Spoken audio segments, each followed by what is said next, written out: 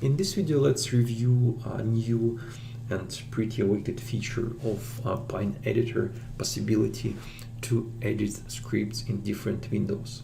So it's quite important because if you have, for example, two screens, you couldn't move your code to another screen to free some space for your chart only, but now you can do this quite easily. So here I have, for example, like a simple script, and I already edited my chart. And here, when you click these three dots, you will find two kind of new menu items.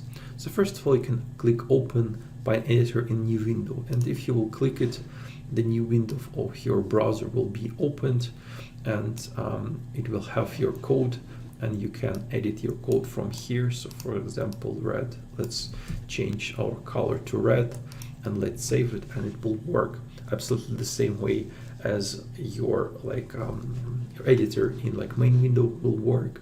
So I find it's quite useful. For example, if we will do some mistake in the code and save it, you will see console also here the log with errors here as well. So it's quite useful. The only problem I found myself is that if, for example, if you will close this window, for example, and just remember that we have actually color red, and you will return to your editor, actually it will store kind of the old version of your script.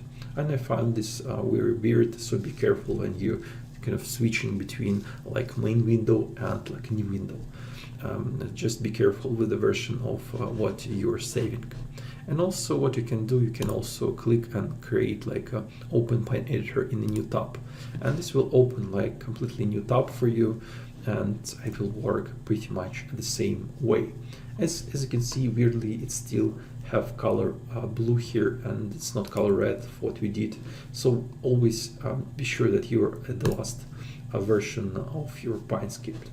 But besides this bug, I think this feature is quite useful. If you have few screens, it's much more convenient to develop one, just write the script in one window and see the result in another. So it's quite nice.